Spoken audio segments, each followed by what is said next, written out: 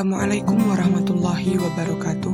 Halo teman-teman semua, kembali lagi bertemu dengan saya di channel ini. Nah, pada kesempatan kali ini kita akan sedikit membahas tentang fundamentalisme Islam, terorisme, dan pendidikan. Nah, yang akan kita bahas pada kesempatan kali ini adalah tentang apa itu fundamentalisme, kemudian apa itu terorisme, dan bagaimana hubungan antara fundamentalisme, terorisme, dengan pendidikan. Nah, kita masuk pada pembahasan yang pertama, yakni tentang fundamentalisme. Nah, istilah fundamentalisme ini sebenarnya sudah ada atau muncul pada tahun 1920-an di antara orang-orang Kristen Protestan yang menolak skeptisisme filosofis yang menguasai pemikiran akademik dan sosial mereka, dan menganjurkan kepada seluruh pemeluk agama mereka, yakni Kristen Protestan, untuk kembali ke dasar-dasar kekristenan mereka. Nah, sejak awal istilah fundamentalisme ini memang sudah dikaitkan dengan agama, yang mana dalam sebuah studi komprehensif, fundamentalisme ini sudah disebut sebagai sebuah gerakan keagamaan. Hingga pada tahun 1985, istilah fundamentalisme ini diidentikan secara eksklusif oleh Ensiklopedia Britannica dengan agama Kristen Protestan. Meskipun sebenarnya Islam itu sudah memiliki ciri khas seperti fundamentalisme yang dapat kita lihat dari penggunaan firman Tuhan yang murni yang dijadikan sebagai satu-satunya dasar dari kehidupan manusia. Dalam Islam terdapat sebuah tradisi yang disebut dengan kebangkitan kembali, yakni kembali ke akarnya, yang hal ini sama dengan definisi dari fundamentalisme. Namun, tradisi Islam tersebut lebih dikenal dengan istilah Islamisme, Islam normatif, atau Islam tradisional daripada disebut dengan istilah fundamentalisme. Namun, ketiga istilah tersebut memiliki makna yang sama dengan istilah fundamentalisme. Revolusi Iran menjadi sebuah peristiwa yang menandai awal mula adanya hubungan antara fundamentalisme dengan Islam, karena koresponden dan jurnalis mengadopsi istilah tersebut untuk melabeli kaum tradisional di kalangan Muslim yang mengambil alih kekuasaan Iran pada peristiwa tersebut. Selain itu, terdapat juga istilah-istilah lain yang terkadang digunakan untuk menggantikan istilah fundamentalisme, yakni ada istilah militan, ekstremis, atau fanatik, yang sebenarnya ketiganya ini memiliki arti dan asal-usul yang berbeda, kontroversial, dan dapat diperdebatkan. Selanjutnya kita masuk pada pembahasan berikutnya, yakni tentang terorisme. Meskipun terorisme telah dipraktikkan sepanjang sejarah di seluruh belahan dunia, namun akar dari istilah itu sendiri adalah berasal dari Revolusi Prancis dan diasosiasikan dengan kata Prancis, yakni terror.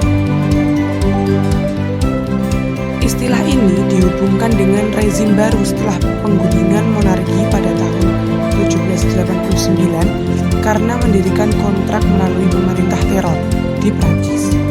Istilah ini sebagian besar terkait dengan tindakan pemerintah.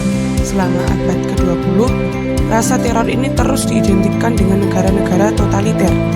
Dalam beberapa tahun terakhir, terorisme dikaitkan dengan musuh yang sangat berbeda, terutama yang disebut dengan kekuatan barat yang mendukung kolonialisme dan imperialisme.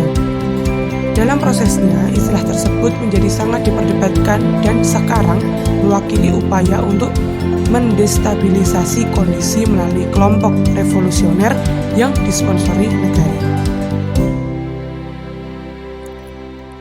Dengan kekurangan dan keragaman interpretasi, tindakan kekerasan dilakukan atas nama banyak hal.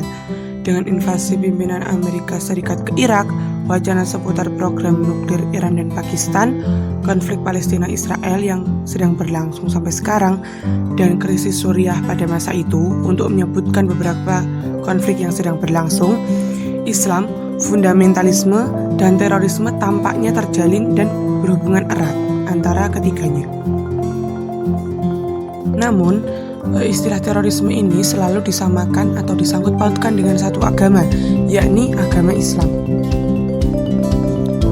Ada lebih dari 100 makna diplomatik dan ilmiah dari istilah terorisme, dan definisinya berubah tergantung dari konteksnya. Ada yang mengatakan bahwa teroris itu seperti sebuah keindahan, ada di mata yang melihatnya. Ada juga yang mengatakan bahwa teroris satu orang adalah pejuang kemerdekaan orang lain, dan masih banyak lagi terdapat makna dari terorisme itu sendiri. Sehingga dari pendefinisian istilah-istilah tersebut, terorisme dan tindakan teror didefinisikan sebagai upaya untuk mengacaukan kondisi, baik melalui tindakan yang disponsori negara maupun tindakan kelompok independen, sebagaimana seperti peristiwa 11 September yang terjadi di Amerika Serikat yang dilakukan oleh suatu kelompok. Nah, selanjutnya kita masuk pada pembahasan terkait pendidikan. Nah, untuk mengetahui apa sih peran yang dimiliki sistem pendidikan dalam hubungannya dengan fundamentalisme dan terorisme, nah pendidikan itu dibatasi menjadi 3 sistem pembelajaran yang tumpang tindih. Yang pertama, ada pendidikan informal, kemudian ada pendidikan non-formal, dan ada pendidikan formal. Nah, yang selanjutnya yakni tentang pendidikan dan terorisme. Nah, yang akan kita bahas adalah mengenai apakah pendidikan itu dalam pengajaran yang memiliki hubungan dengan tindak terorisme atau tidak. Pendidikan di dunia Islam semuanya itu memainkan peran dalam menanamkan nilai dan ajaran yang mungkin bagi sebagian orang, nilai-nilai dan ajaran-ajaran yang mereka dapatkan itu mereka gunakan untuk membenarkan tindak kekerasan. Baik itu di tingkat pendidikan informal, pendidikan non-formal maupun pada tingkat pendidikan formal. Seperti dalam pendidikan informal, nah pendidikan informal ini yang diterima sebagian muslim dianggap sebagai salah satu penyumbang kecenderungan ke arah kekerasan dan terorisme, karena dalam ajaran pendidikan informal ini memberikan nilai kedisiplinan yang mana menjadi bagian dari suatu organisasi militer. Nah, dapat dicontohkan dari dalam pendidikan informal ini adalah dalam kasus tindakan bom bunuh diri, yang mana ada sebuah kisah seorang ibu yang membenarkan tindak bom bunuh diri ini sebagai bentuk kecintaannya terhadap sang anak dan bentuk jihad kepada Allah. Selain itu juga di dalam pendidikan non formal juga dianggap memainkan peran dalam menanamkan ajaran yang mengarah kepada kekerasan dan terorisme, yang mana dapat kita lihat setelah terjadinya peristiwa 11 September, yang mana setelah peristiwa itu madrasah-madrasah di dunia muslim dianggap berfungsi sebagai tempat berkembang biaknya teroris. Selain itu, pendidikan formal juga dianggap berkontribusi atau memiliki peran langsung pada perilaku kekerasan, karena sebagian besar literatur menekankan pendidikan formal sebagai mekanisme untuk menanamkan nilai-nilai demokrasi dan partisipatif di kalangan pemuda. Padahal, pendidikan non-formal ini didefinisikan sebagai sistem pendidikan yang hierarki, otoriter, dan bahkan patriarki. Nah, jadi pendidikan memiliki keterkaitan dengan tindak terorisme, yakni melalui ajaran dan nilai-nilai yang mereka dapatkan, yang ternyata nilai-nilai dan ajaran itu dapat memengaruhi seseorang dalam membenarkan tindak terorisme. Nah, itu tadi ya teman-teman yang dapat saya sampaikan. Semoga dengan adanya video ini dapat bermanfaat bagi kita semua. Tetap jaga kesehatan, jangan lupa bahagia, dan sampai jumpa. Wassalamualaikum warahmatullahi wabarakatuh.